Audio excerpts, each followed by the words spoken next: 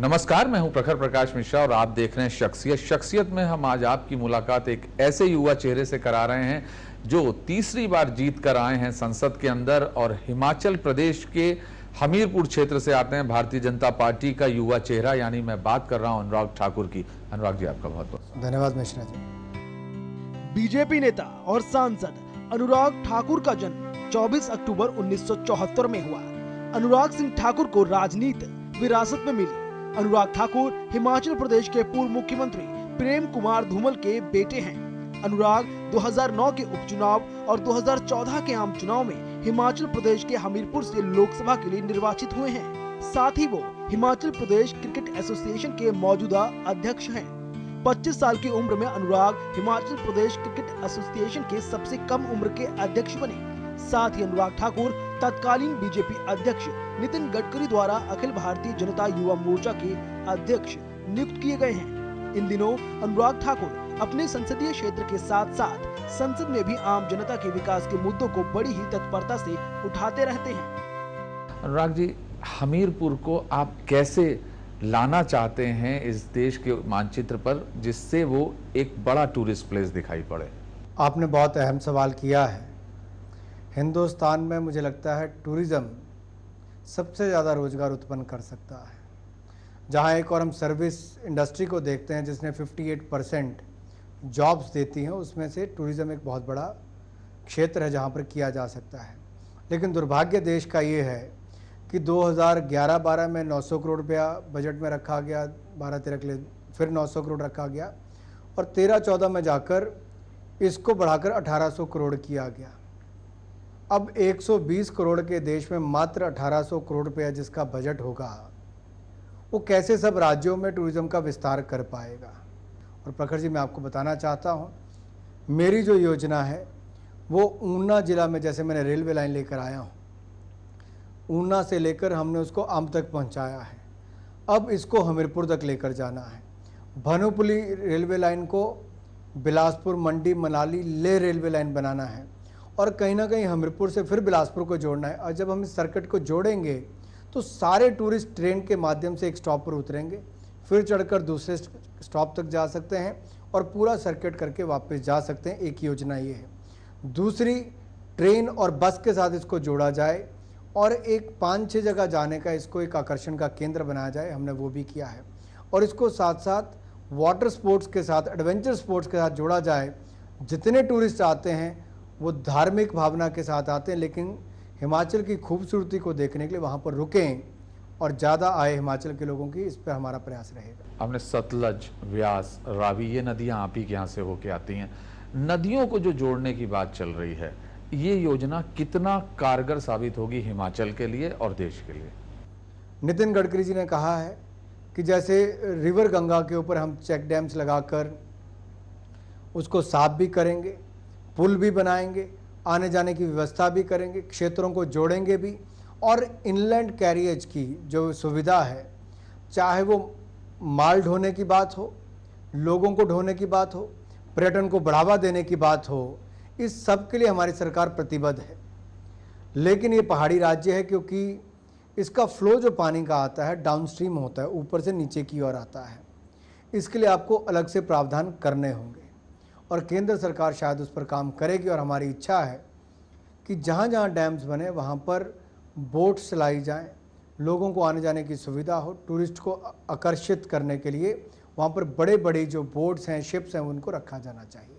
बात हो रही थी कि अच्छे दिन आएंगे। हमीरपुर पूछ रहा है उसके अच्छे दिन कब आएंगे? वहाँ मेडिकल कॉलेज नहीं है, वहाँ यूनिवर्सिटी नहीं है, वहाँ पर लड़कियों के लिए कोई डिग्री कॉलेज नहीं है।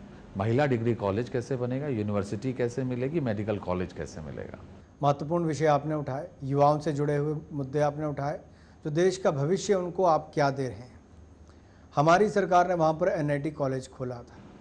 इसके साथ साथ करियर पॉइंट यूनिवर्सिटी हमीरपुर में हमने खोली। प्राइवेट है वो? प्राइवेट है। हिमाचल प्रदेश टेक्निकल यूनिवर्सिटी हमने हमीरपुर में लेकर आए। हमने होटल मैनेजमेंट इंस्टीट्यूट 23 करोड़ रुपये की लागत से हमीरपुर में खोला है। आपने बिल्कुल ठीक कहा, मेडिकल कॉलेज वहाँ पर नहीं है। हमने कहा है कि एम्स की सुविधा जो केंद्र सरकार दे रही है वो हमीरपुर पार्लियामेंट्री क्षेत्र में दी जाए, क्योंकि बिलासपुर, ऊना, हमीरपुर में कहीं पर भी ये सुविधा नहीं है। लेकिन दुर्भाग्य ये है, मुख्यमंत्री जी और प्रदेश सरकार ये कहती है कि जो पहले से मेडिकल कॉलेज है उन्हीं का स्तर बढ़ा दिया जाए।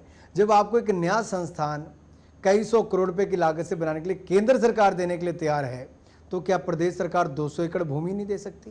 तो ये समस्या है कि आपको जमीन नहीं मिल रही है। प्रदेश सरकार का नकारात्मक रवैया ये बताता है कि वहां के लोगों को इसका नुकसान हो रहा है। प्रदेश सरकार जो मेडिकल की 85 सीटें हमने बढ़ाकर दी थी, उनको सुविधाएं देने में असफल रही और हमें वापस अपने केंद्रीय मंत्री से कहकर 85 सीटें रीइंस्टेट करवानी पड़ी कि 1 वर्ष के लिए आप दे दीजिए, तब तक प्रदेश सरकार कुछ ना कुछ करेगी। ये नकारात्मक रवैया कहीं ना कहीं हिमाचल प्रदेश को नुकसान पहुंचा रहा है। प्रदेश सरकार को जागना होगा और 200 एकड़ जमीन केंद्र सरकार को देनी होगी ताकि वहां पर ही खुल सके। एक छोटा एयरपोर्ट लाने की बात है क्या? क्योंकि हमीरपुर के पास ये भाग्य है कि वहां जमीन समतल मिल जाती है, और जो शिमला का एयरपोर्ट है वहां पे उड़ान रोज नहीं है। तो क्या ऐसी कोई कोशिश होगी कि वहां पे एक छोटा एयरपोर्ट बने? अगर आप विदेशों में देखें, कैरेबियन आइलैंड्स में देखें, न्यूजीलैंड में देखें, छोटे छोटे द्वीपों पर देखें, बहुत लंबी एयर स्ट्रिप्स नहीं होती है। 12 seater, 20 seater, 24 seater, 6 seater aircraft वहाँ पर उतरते हैं। वो खेतों में उतार देते हैं। छोटे छोटे एयरक्राफ्ट होते हैं, उसको एरोप्लेन का फ्यूल नहीं चाहिए, वो पेट्रोल से ही उड़ जाते हैं। उसकी टिकट सस्ती होती है। आखिर इस दिशा में कोई सरकार सोचे तो सही। हम तो चाहते हैं, क्यों नहीं नदौन में आप एयरपोर्ट बना देते, क्यों नहीं आप हिमाचल प्रदेश में कांगड़ा जिले में धर्मशाला के एयरपोर्ट को बड़ा कर देते, जहां पर हो सकता है। आखिर लैंड एक्विजिशन में इतना लंबा समय क्यों लगता है? प्रदेश सरकार क्यों नहीं करती? अलग अलग एयरपोर्ट हमें तय करने चाहिए। 10-15 एयरपोर्ट हिमाचल प्रदेश में बनाएं। पिछड़े से पिछड़े इलाके को देखने के लिए लोग आना चाहते हैं, किन्नौर लोग जाना चाहते हैं, चंबा लोग जाना चाहते हैं। आखिर छोटी एयर स्ट्रिप क्यों नहीं बन सकती? आप चंबा के चौगान मैदान पर भी जहाज उतार सकते हैं। छोटा एयरक्राफ्ट लाइए, क्यों नहीं आ सकता? एक बड़ी बात निकल के आती है बार बार, लोग कहते हैं कि हिंदुस्तान का अगर यूरोप है तो वो हिमाचल प्रदेश है। तो उस हिमाचल प्रदेश को आप कैसे इंटरनेशनल लेवल पे टूरिस्ट का प्रदेश बना सकते हैं, और इसके लिए आपके दिल में क्या है? कैसे समागम होगा दोनों का? धर्मशाला के एयरपोर्ट को बड़ा करें, जो सबसे पहले हो सकता है, सबसे कम खर्चे में हो सकता है, या फिर एक नया एयरपोर्ट जो हम कहते हैं नदौन में या फिर रानीताल के पास एक जगह देखी गई थी वहाँ पर बनाया जाए, या फिर गगरेट में पहले चिन्हित की गई थी जगह वहाँ पर बनाया जाए। जब आपके इंटरनेशनल फ़्लाइट्स आनी शुरू हो जाएंगी, लोग एयरक्राफ्ट मेंटेनेंस के लिए वहाँ पर लेकर आएंगे, तो आपके रोज़गार बहुत बढ़ेगा। आपकी नई इंडस्ट्री आ सकती है, मैन्युफैक्चरिंग इंडस्ट्री आ सकती है, टूरिज्म इंडस्ट्री आ सकती है, एयरक्राफ्ट मेंटेनेंस इंडस्ट्री आ सकती है। लेकिन आपको अपना विजन बड़ा करना पड़ेगा, एक बड़ा एयरपोर्ट बनाना पड़ेगा। बड़ी सुविधाएं नहीं वहाँ पर चाहिए, केवल बड़ी एयर स्ट्रिप लैंडिंग के लिए चाहिए, और वहाँ पर कुछ नहीं चाहिए, उस पर ज़्यादा खर्चा नहीं आता। प्रदेश सरकार को केवल ज़मीन उपलब्ध करानी है, केंद्र सरकार से एयरपोर्ट मैं बनवा कर दूंगा। लेकिन प्रदेश सरकार एक कदम आगे तो बढ़ा। ये वादा कर रहे हैं, आपने कहा मैं केंद्र सरकार से एयरपोर्ट लेके, मैं आपके चैनल पर कह रहा हूँ, साधना चैनल, मैं यहाँ पर कहना चाहता हूँ कि मैं कहता हूँ प्रदेश सरकार जमीन दे, अंतर्राष्ट्रीय स्तर का एयरपोर्ट, बड़ी हवाई पट्टी मैं वहाँ पर बनवा कर दूंगा।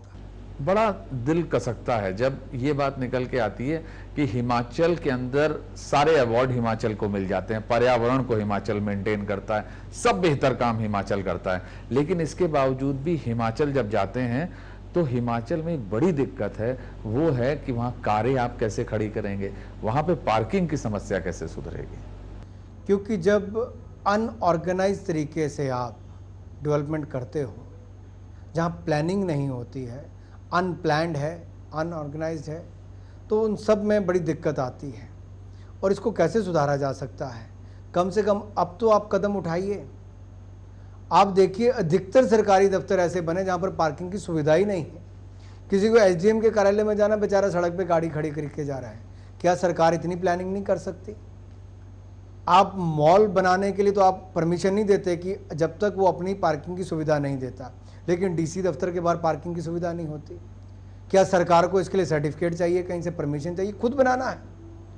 आप तय कर लीजिए 1 साल के अंदर हमें अपने सारी सरकारी दफ्तरों के बाहर पर्याप्त मात्रा में पार्किंग की सुविधा देनी है।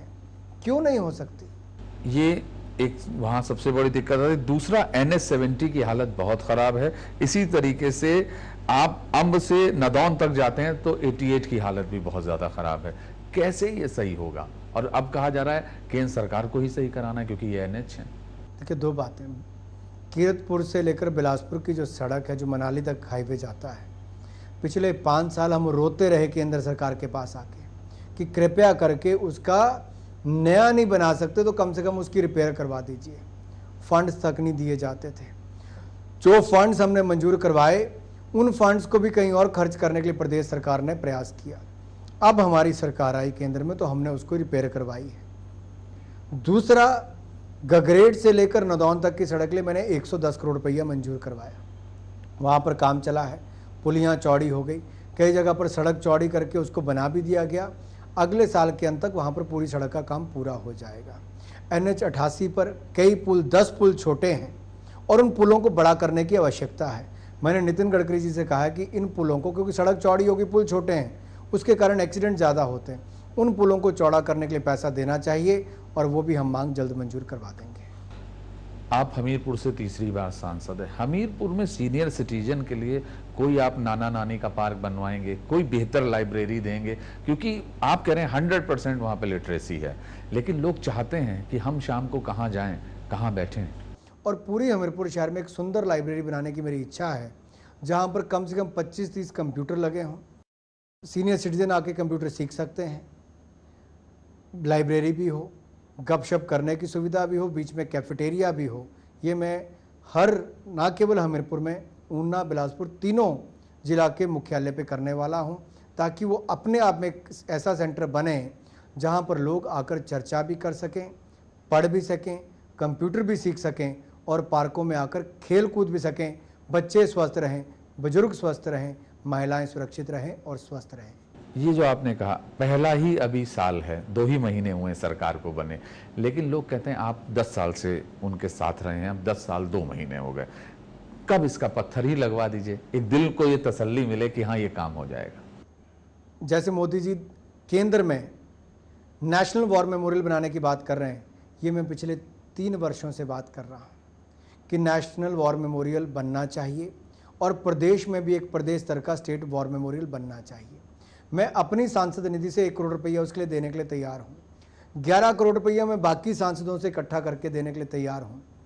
प्रदेश के मुख्यमंत्री को मैंने 3 बार पत्र लिखा है, वीरभद्र जी ने 1 बार भी उसका जवाब नहीं दिया। मैंने सैकड़ों चिट्ठियां प्रदेश के मुख्यमंत्री को लिखी, एक चिट्ठी का उत्तर भी नहीं आया।